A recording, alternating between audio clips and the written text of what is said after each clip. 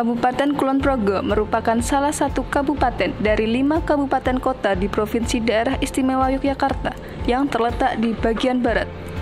Luas wilayah Kabupaten Kulon Progo adalah 58.627,54 hektar.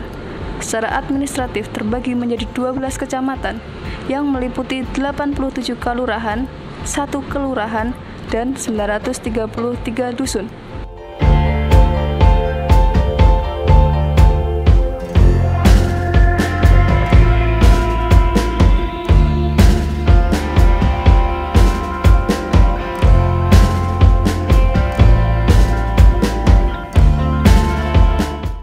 Yang terhormat Menteri Lingkungan Hidup dan Kehutanan Republik Indonesia, yang terhormat Tim Penilai Nirwasita Tantra tahun 2021.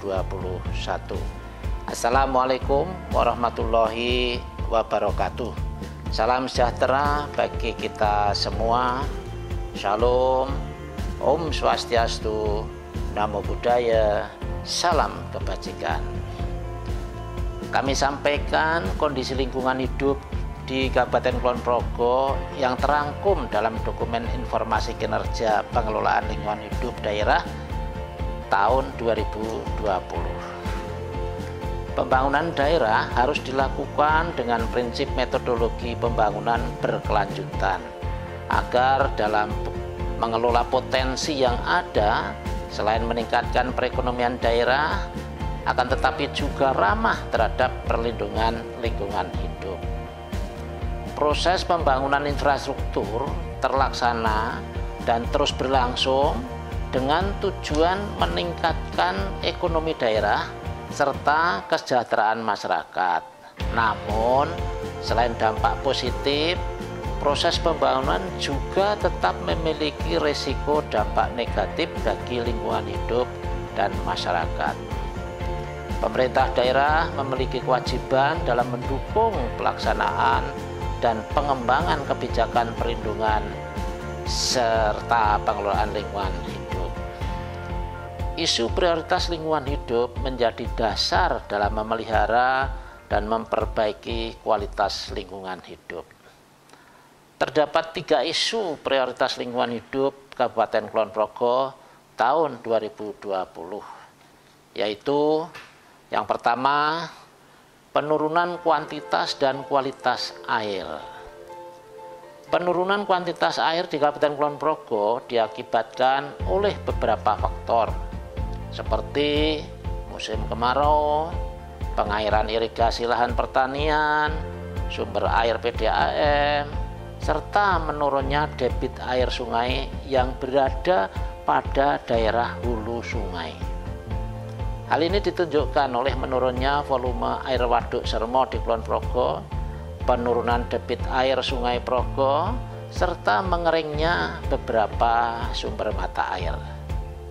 Upaya yang dilakukan dalam mengatasi menurunnya kuantitas air di Kabupaten Kulon Progo yaitu dengan melakukan penjadwalan yang lebih efektif terhadap suplai air irigasi pertanian, serta membuka sumber air PDAM yang baru guna memenuhi kebutuhan pelanggan PDAM Kulon Progo yang terus meningkat selama 5 tahun terakhir ini.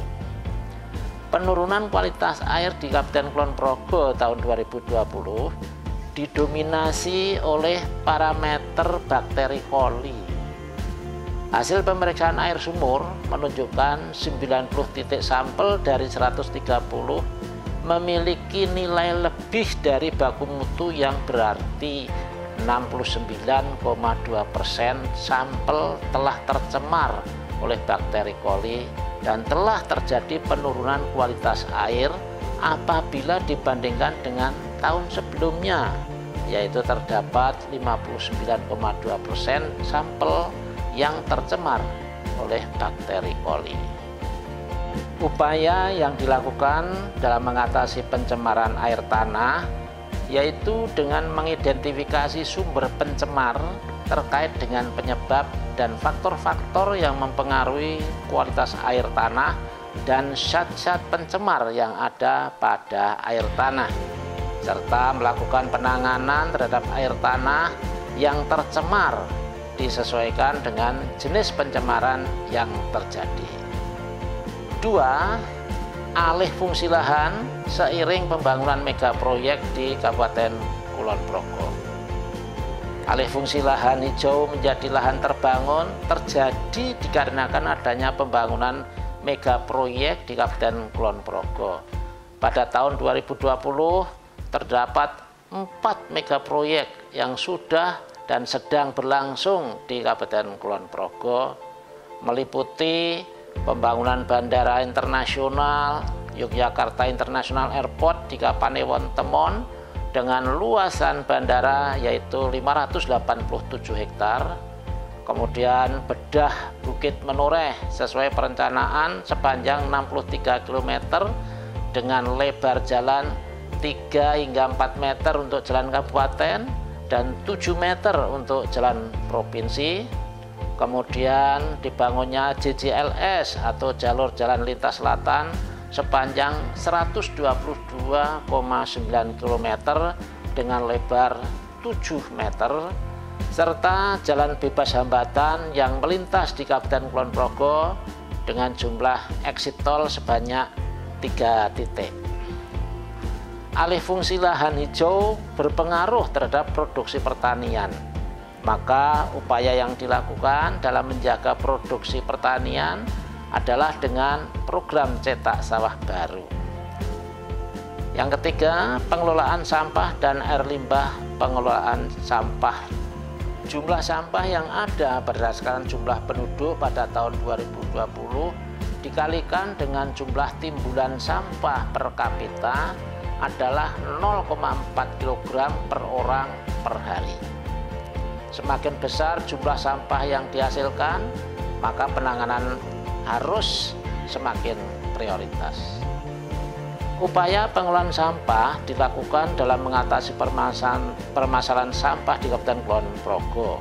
Berdasarkan data capaian Jakstrada menunjukkan bahwa pada tahun 2020 terjadi peningkatan angka penanganan sampah menjadi 12.439,20 ton dibandingkan tahun 2019 sebesar 9.303,39 ton.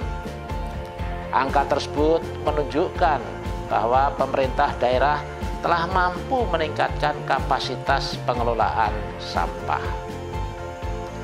Pengelolaan air limbah.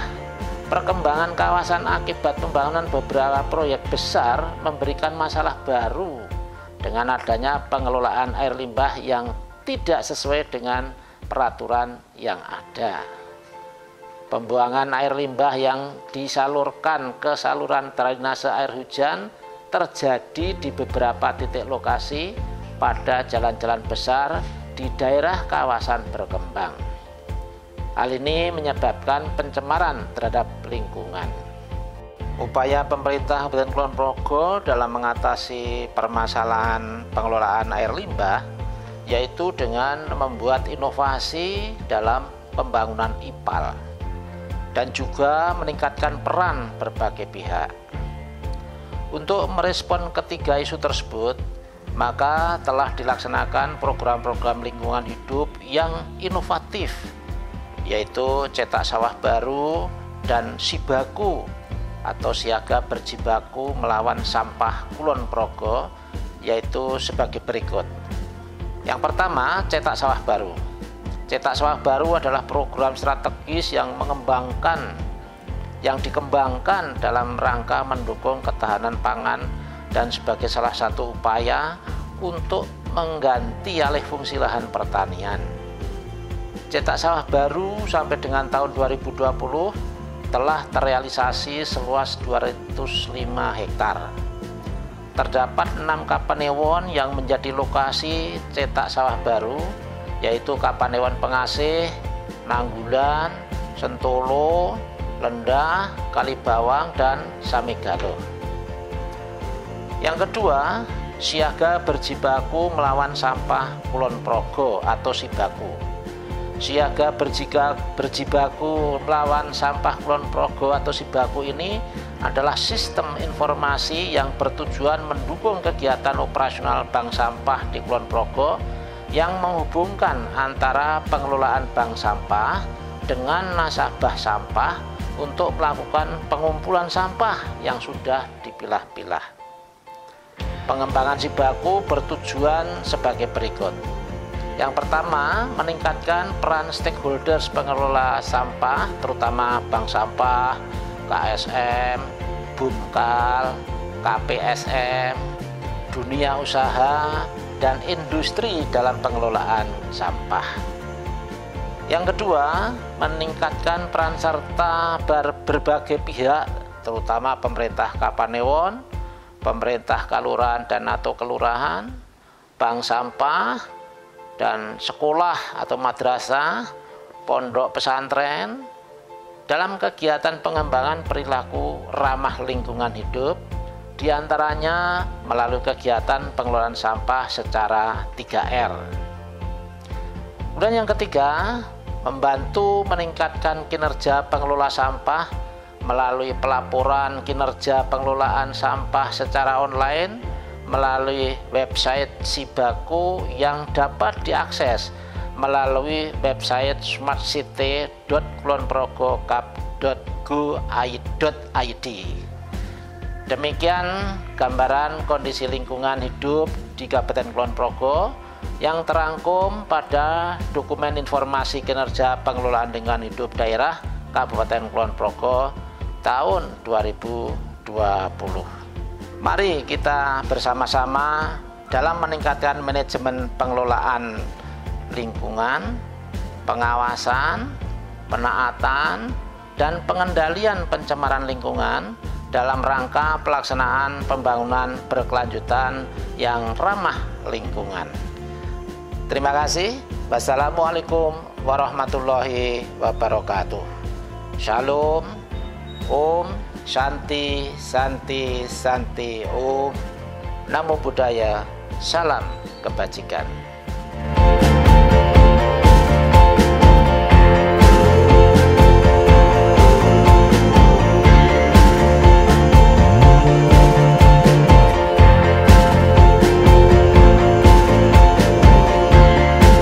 Assalamualaikum warahmatullahi wabarakatuh. Saya Akhid Nuryati, Ketua DPRD Kabupaten Kulon Progo periode 2019-2024.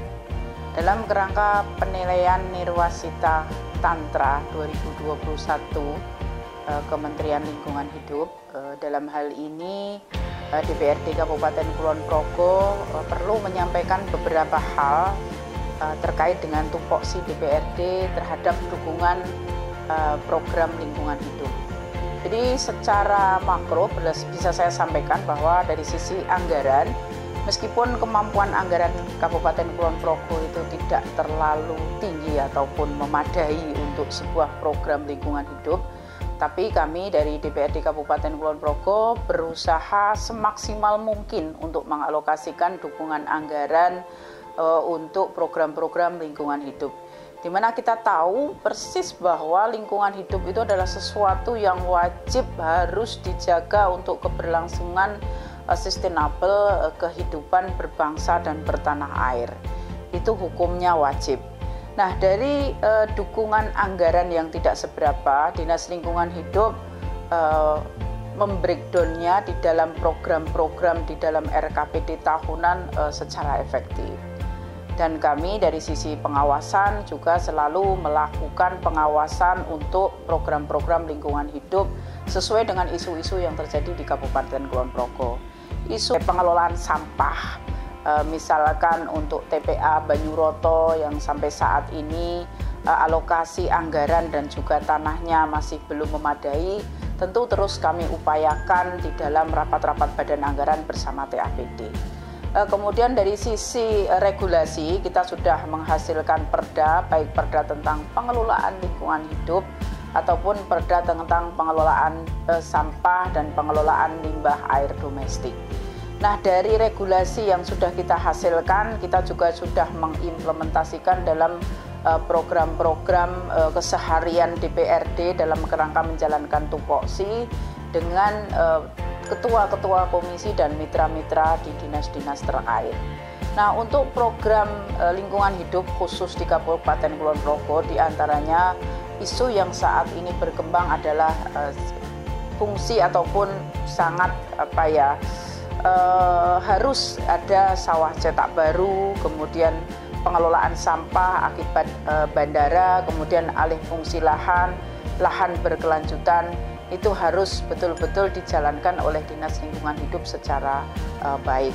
Jadi DPRD Kabupaten Kulon Progo dalam hal untuk program-program pengelolaan lingkungan hidup ini sangat serius, terutama program-program yang kaitannya menyentuh kehidupan masyarakat yang saat ini di Kabupaten Kulon Progo sedang adanya program bandara, terutama betul-betul program-program di sisi lingkungan hidup ini harus kita jelaskan dan kita implementasikan secara terang benderang, dan harus dipastikan seluruh masyarakat bisa memahami dan menjaga lingkungan hidup secara baik. Yang perlu saya tekankan dalam hal ini adalah dampak dari pembangunan Bandara Yogyakarta International Airport. Ini luar biasa dampaknya bagi lingkungan hidup di Kabupaten Kulon Progo. Kehilangan lahan pertanian yang produktif untuk bandara tentu harus diganti. Maka program sawah cetak baru di Kabupaten Kulon Progo merupakan hal yang sangat serius yang harus diperhatikan oleh masyarakat, dan ini butuh dukungan kita bersama. Dukungan dari pemerintah pusat, dari pemerintah provinsi, dari APBD kabupaten sendiri, terutama dalam sarana prasarana pendukungnya.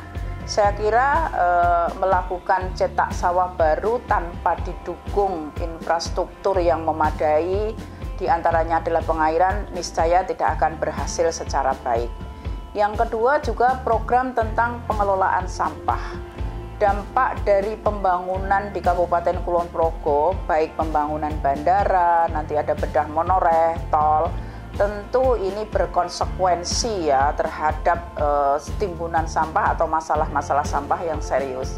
Maka DPRD Kabupaten Kulon Progo juga sudah menghimbau untuk setiap desa ada program, atau setiap kelurahan, kalau saat ini namanya, itu ada satu bank sampah setiap satu kelurahan.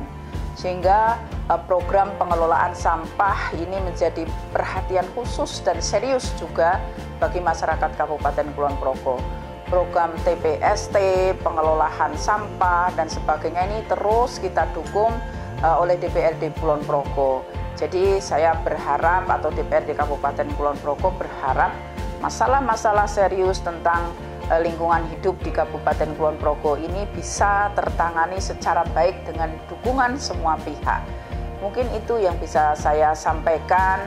Oh ya, satu juga yang ini tidak kalah serius ya, yang harus saya sampaikan adalah bagaimana tingkat pencemaran air di Kabupaten Kulon Progo di tahun 2020 ini sudah menunjukkan hal yang sangat serius.